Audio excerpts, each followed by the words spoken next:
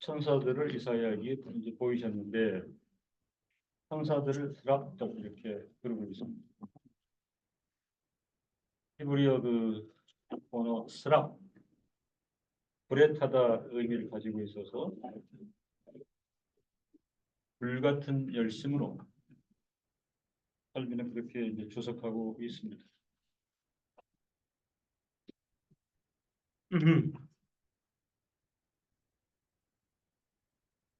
스랍들을 그 규명하는 설명이 몇 가지가 있지만 그 이유가 무엇이든 하나님의 찬란한 모습과 그 무한한 위엄을 보여줍니다. 무엇과도 비할 데 없는, 측량할 수 없는 천사들이 흠모하고 섬기기를 소원하는 하나님의 영광을 이해하고 경외할 수 있게 된다. 그랬습니다.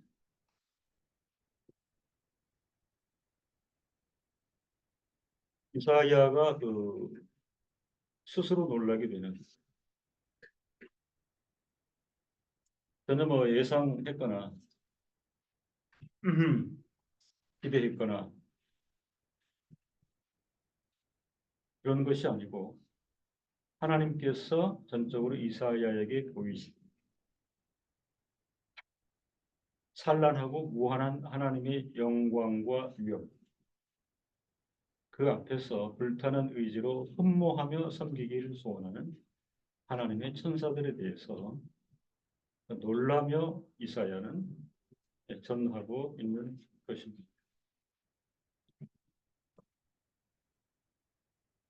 신론적 신앙 이렇게 말하면서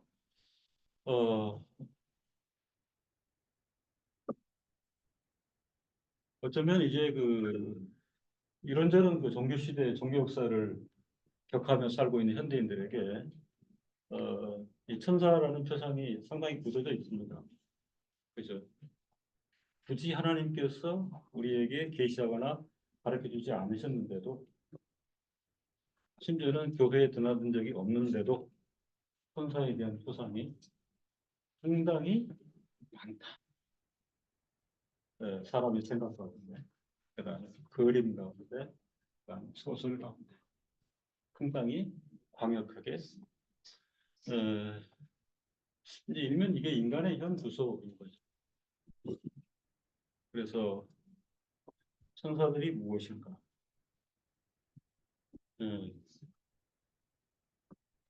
어렸을 때 저도 이렇게 이발소 가면 항상 있죠. 아기 천사 날개 달린. 그때 생각하는 게 이 아기가 뚱뚱해가지고 저 크게 날개로 날 수 있는데 이해가 있는데 날리지 못. 그죠? 그런데 막 해맑은 아기가 천사로. 그게 인간의 수준, 인간의 상상. 그런데 거대한 카톨릭은 또 그거를 숭배하게 되죠. 숭배. 그래서 저는 어, 우리가 사람에 대해서 놀라는 경우가 많아요. 그죠? 어찌 저런 경지까지 이룰 수 있겠는가?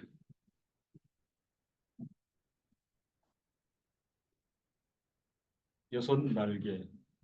이것도 이제 계시의 표현입니다.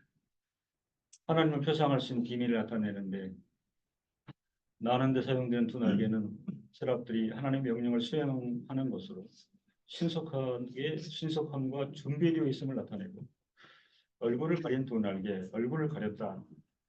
천사들조차도 하나님의 충만한 영광을 견디지 못하여 우리가 태양을 볼 때 하던 눈을 가렸다는 것을 분명히 보여주며 이는 인생의 능력밖에 있는 것을 진지하고 겸손하게 맛보아야 한다 하는 교훈을 제시합니다. 천사조차도 겸비한 자세로 하나님 앞에 나타난다.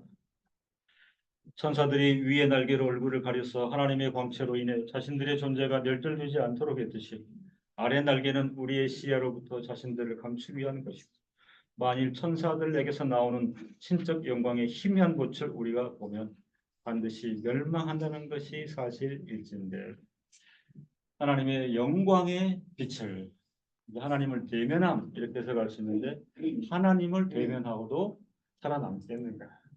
반드시 멸망한다는 것이 사실일진데 그래서 천사로 탄식하면서 화로다 화로다 재앙이로다 재앙이로다 내가 하나님을 대면하여 보았나이다. 모든 감각을 압도하는 가장 영광스럽고 장려한 하나님의 위엄을 어찌 우리가 볼 수 있겠는가? 인생이 천사들조차도 쉽게 볼 수 없기 때문에 하나님께 대한 완전한 지식은 엄두도 낼 수 없음은 분명하다. 두 날개로는 자기의 발을 가리었는데 발을 가린다는 것은 죄와 허물로 더럽혀진 불경건성을 고백하는 것이라. 개혁주의자들은 그 예정과 선택의 대상을 두 가지로 제한을 시킵니다. 사람 아니면 천사. 천사의 불완전성, 그죠? 천사의 자랑.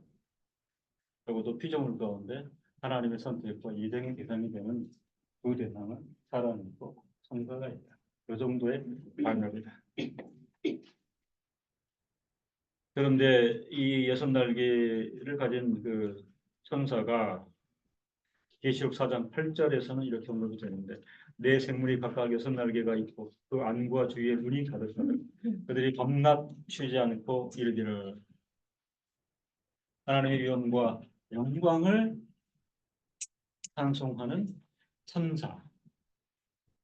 거룩하다 거룩하다 거룩하다 주 하나님 곧 전능하신 이여 전에도 계셨고 이제도 계시고 장차 오실 자라.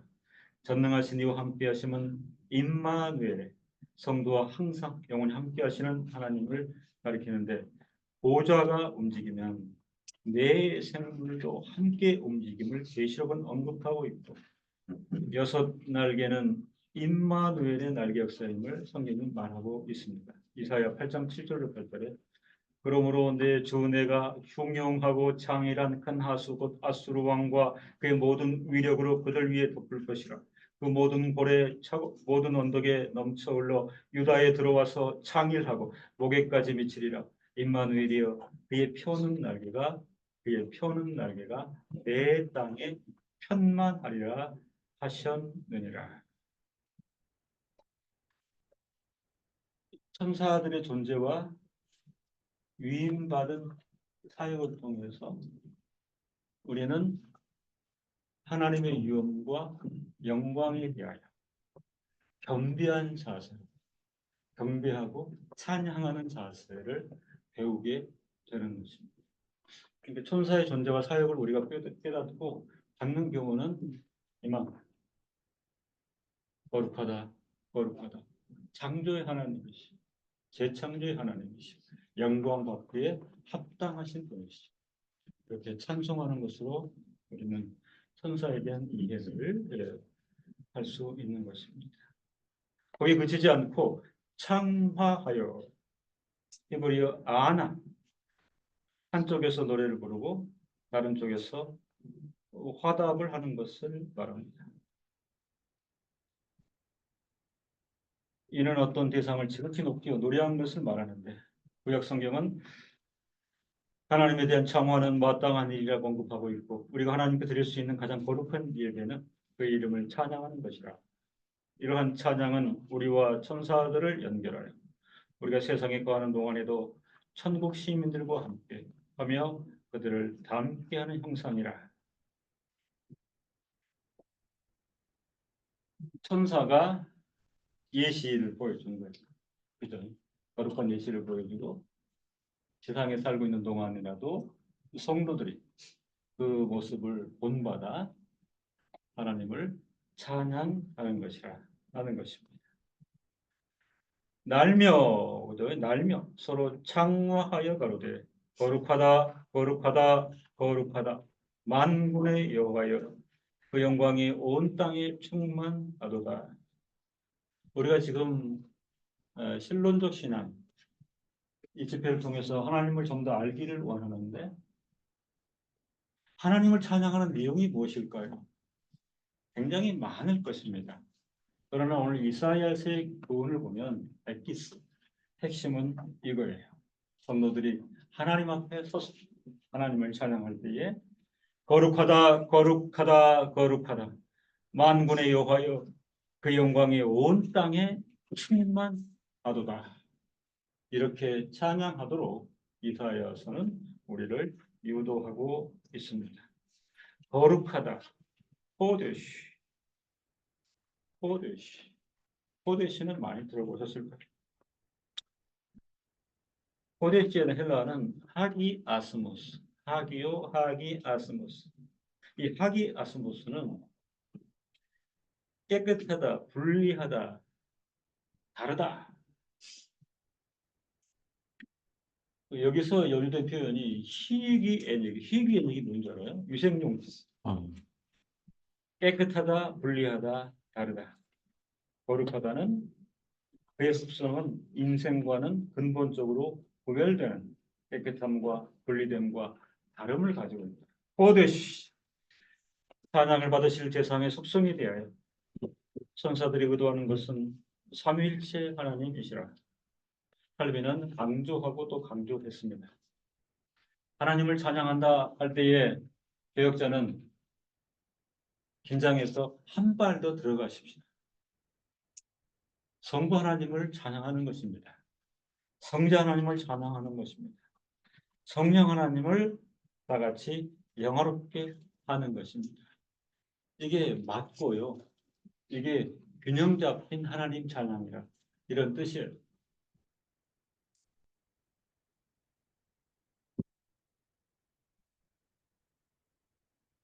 지난달부터 이제 그 교계 동향을 보면 어, 교세가 지금 급격히 그 위축되다 보니까 어, 교세 학반에 대한 염원이 굉장히 크게 지금 밀어. 그래서 이제 경험들이 있잖아요. 민족 보고마, 민족 보고마 상징적인 것이 여의도 광장에 다시 여의도 광장에서 100만 예배를 불가능합니다. 이 구조를 다 바꿔놔가지고요. 그럼 뭐 난리 날 겁니다. 시민단체 일어나고 옛날에 광장이었잖아요.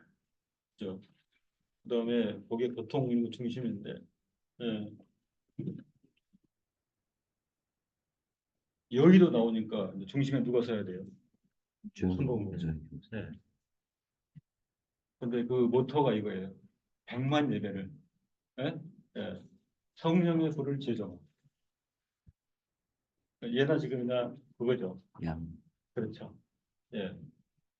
성령 하나님을 칩시다. 이거는 그 교계 지도자들이 호도하는 겁니다. 그렇잖아요. 그래서 개혁자는 천사들이 삼일체 그 하나님을 찬양할 때에 하나님을 찬양하려면 성부 하나님, 성자 하나님, 성령 하나님 다 같이 영화롭게 하는 것이 마땅하다. 이게 칼빈 주석에 나오는데 굉장히 그 우려를 하고 있는 거예요. 칼빈이. 그죠? 하나님 찬양합시다. 끝. 교회 가운데 이 정도 해도 돼요. 그리고 찬양해도 돼요. 그런데 우리 섞인 표현으로 하나님을 찬양하려면 성부 하나님, 성자 하나님, 성령 하나님을 다 같이 영화롭게 하는 것이 마땅합니다. 이게 말씀의 해석, 신학의 바른 방향을 제시하면서 동시에 인간의 연약함과 오류 가능성을 염려하고 있는 표현인 겁니다. 옛서 우리 성도들은 성부 하나님을, 성자 하나님을, 성령 하나님을 동시에 찬양하는 자세를 길러야 합니다. 그게 삼일체 하나님을 마땅히 찬양하는 자세라 하는 것입니다. 이사야 선지자는 천사들의 찬양이 끝이 없음을 나타내고자 하였고 압도적인 그들의 찬양의 주제는 하나님의 거룩하심이라는 것입니다. 그렇죠. 삼일체 하나님은 어떤 분이십니까? 어제 제가 질문을 던졌는데 대답이 맴돌 수 있죠. 그런데 이사야를 통해서 우선하여 삼일체 하나님께서는 거룩하신 분이다. 우리가 찬양할 때에 거룩하신 하나님 이 한마디는 사실은 필요 충분 조건에 부합한다. 그렇게 말씀을 드릴 수 있습니다.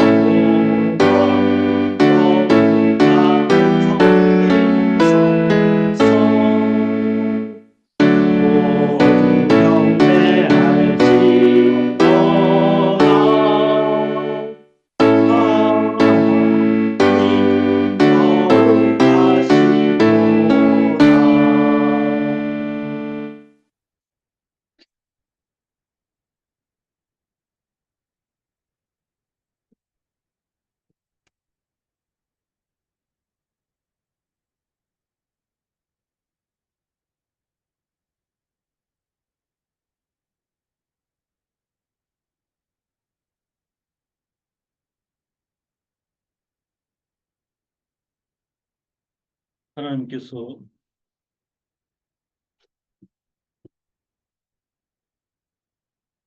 피조물로 찬양을 받으시면 지극히 마땅하시다.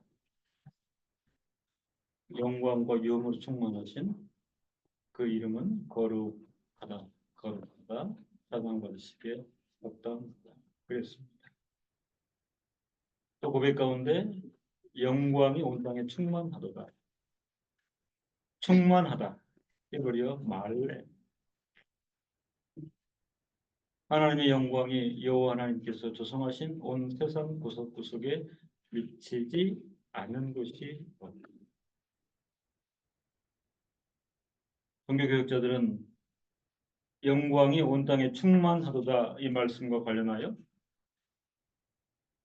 유대인들이 하나님의 영광은 자신들을 떠나 존재하지 않는다고 생각하여 그 영광을 성전에 한정시키고자 했던 어리석은 자만심을 폭로합니다. 결국에는 이방인들이 하나님의 교회 안에 거하게 될 때에 하나님의 영광은 또한 그들에게 충만하게 됨을 강조하였습니다. 물론 이스라엘 성소 가운데 하나님의 영광은 충만하셨지만 그러나 하나님의 영광은 거기에만 머물지 아니하십니다. 이방인들이 하나님의 교회 안에 거하게 될 때에 하나님의 영광은 또한 그들에게 충만하게 될 것이라. 결국 하나님께서는 무소부재하신 존재이신데 천지에 충만하지 아니하냐라고 하신 말씀에 표현되어 있습니다. 구약에서 언급하고 있는 여호와의 영광은 한편으로는 가시적이다. 그리고 물질적인 개념으로도 드러나 있는 것은 분명합니다. 불과 빛으로, 불꽃으로, 성소라고 하는 제한된 장소, 구름으로 가시적 표현 방식 드러나 있는 것은 사실이지만 동시에 영적인 가르침을 제시하고 있습니다. 이사야 40장 4절로 5절에 골짜기마다 도두어지며 산마다 작은 산마다 낮아지며 고르지 않은 곳이 평탄케 되며 험한 곳이 평지가 될 것이요 여호와의 영광이 나타나고 모든 다 그것을 함께 보리라. 대저 여호와의 입이 말씀하셨느니라. 이사야 60장 1절에 일어나라 빛을 발하라 이는 내 빛이 이를 얻고 여호와의 영광이 내 위에 임하였음이니라. 이사야 선지자가 환상을 보았을 때, 이상을 보았을 때 거기에서 여호와의 영광은 언급한 두 가지 개념들, 가시적이고 물질적인 것으로 그리고 영적인 것으로 이렇게 결합되어 나타나 있음을 알 수 있습니다. 구약에서 언급하는 이런 그 부분적 이해는 우리에게 필요하지요. 그러나 오늘날에는 가시적이고 물질적인 판명성을 표명하는 일은 쉽지 않은 것입니다. 조심스럽습니다.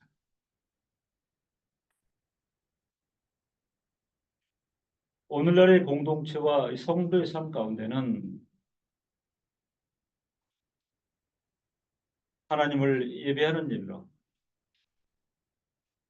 집중하여 말씀을 살피는 일로 깊은 교대와 교제를 통해서 성령 하나님께서 조명하시고 감동 감화하시는 여호와의 영광은 충만히 드러난다. 이렇게 적용할 수 있겠습니다.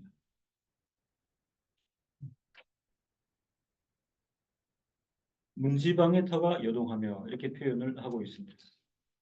환상 가운데 문지방을 또 하나님께서 이사야에게 보이셨는데 문지방의 터가 요동하며 문지방은 대야 그릇 토대를 뜻하며 여기에서는 시초나 근원을 의미합니다. 시초나 근원. 문지방이 다가 요동하며 요동한 히브리어는 모시며 흔들리다, 동요하다의 의미를 가지고 있고 하나님 말씀의 권위가 선지자에게만 한정되는 것이 아니라 후대 모든 성도들에게 전해지고 그 음성의 효력이 오늘 우리에게도 유효하다는 것을 깨닫게 하시는 말씀입니다. 문지방이 시초나 근원으로서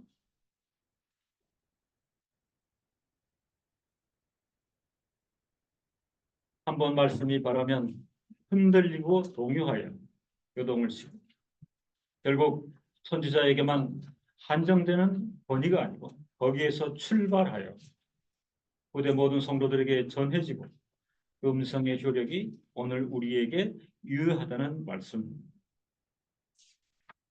오늘 이사야 선지자는 이런 모든 경황을 기록하고 탄식하기를 화로다 나여 배웠습니다. 이 표현은 하나님 앞에서 인생의 실체를 알게 된다. 칼빈의 기독교 강의를 통해서 우리가 대하는 하나님을 알 때 나를 알고 나를 알게 될 때에 하나님을 안다 하는 그 말씀의 인용이 사실은 이 부분입니다. 화로라 나여 내가 하나님을 대면하여 배웠습니다. 하나님 앞에서 인생의 실체를 알게 된다 하는 것입니다. 이러한 이사야의 깨달음과 고백은 우리의 신앙에서 대단히 중요합니다. 하나님의 실체를 깨닫게 됩니다. 하나님을 대면해 보듯이 내가 하나님을 인식하게 됩니다. 동시에 이것은 나에게는 화입니다. 재앙입니다. 죽게 되었습니다. 하나님 앞에서 인생의 실체를 알게 되는 이 국면은 대단히 중요합니다. 옛사람들은 하나님을 보면 언제나 나는 망했, 이제 나는 끝장났다고 탄식했습니다. 우리 마음이 진지하게 하나님께로 나아가기까지는 우리의 삶은 속빈 가짜의 형상이라고 개혁자들은 고백하였습니다. 칼빈을 필두로 줄줄이 개혁자들이 동의하였습니다. 하나님 앞에 나의 실존이 서게 될 때에 내가 하나님을 대면하였다 고백하고 인식하게 될 때에 나의 삶은 속빈 각자의 형상이었다 고백하게 되는 것입니다. 하나님 앞에서 인생의 실체를 알게 되는 것입니다. 성도 여러분, 나의 실체를, 나의 속내를, 나라는 인간을 어떤 대상 앞에서 인식하고 고백하게 되나요? 하나님 앞에서. 하나님. 여기서 화로다. 화는 히브리어로 라입니다. 허물, 재앙 등의 위험하고 해로운 상황을 뜻하는데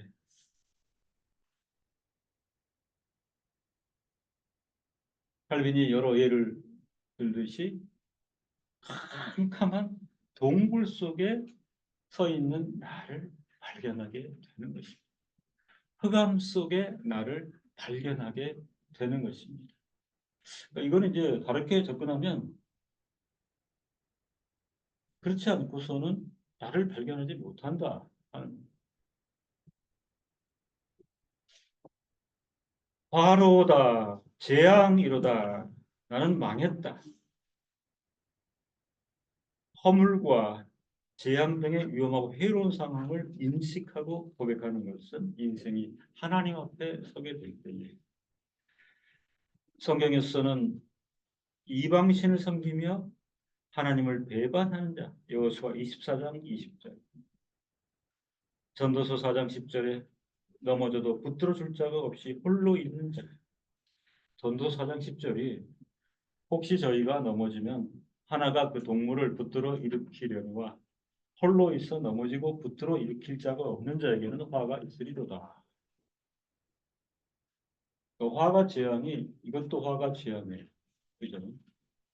넘어지면 복무가 나타나서 붙들어 일으켜 주는 것. 그 상황이 아니고 늘 나는 단독자로 있고 넘어져도 붙들어줄 자가 없다.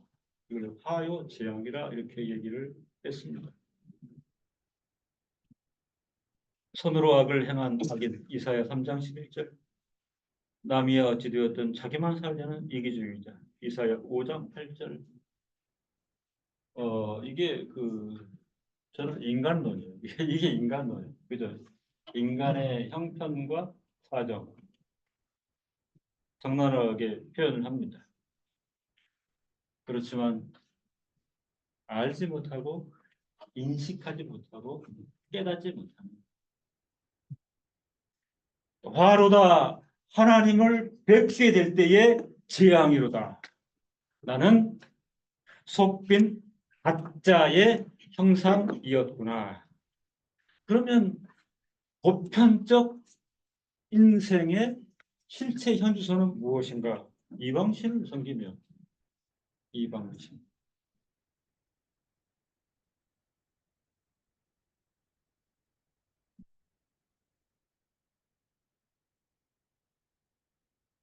십계명을 만들면서까지 하나님께서 가장 저어하는 것, 하나님께서 가장 싫어하는 것이 무엇이죠? 우상숭배. 그죠? 우상숭배. 현대 문명을 구구하는 오늘의 세계를 보면 구석구석 우상숭배로 하다.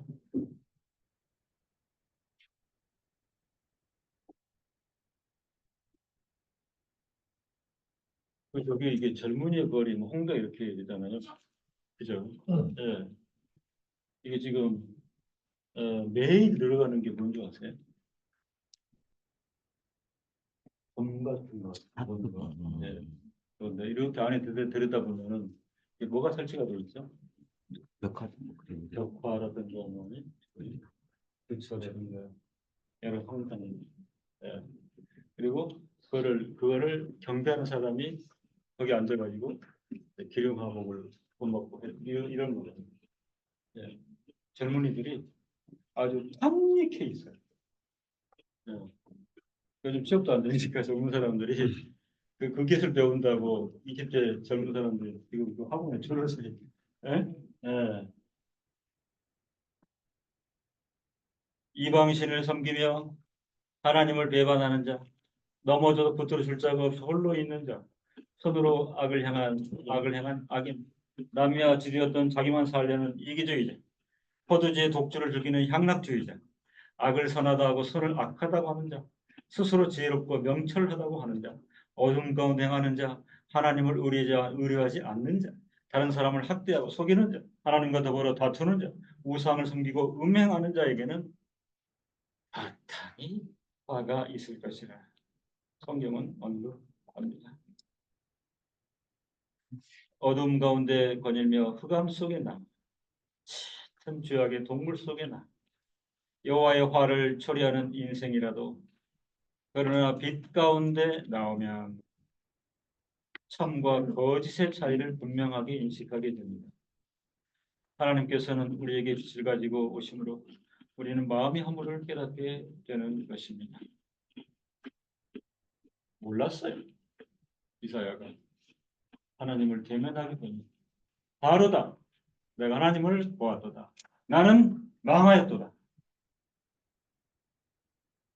이게 사실은 그 참 인생의 출발점인 것이죠. 그런 인식과 고백 없이도 충분히 뭐 살았다니까요. 그죠? 네. 마음이 여의도없고 만족도 누리고 살았어요. 근데 하루아침에 바로다 재앙이로다.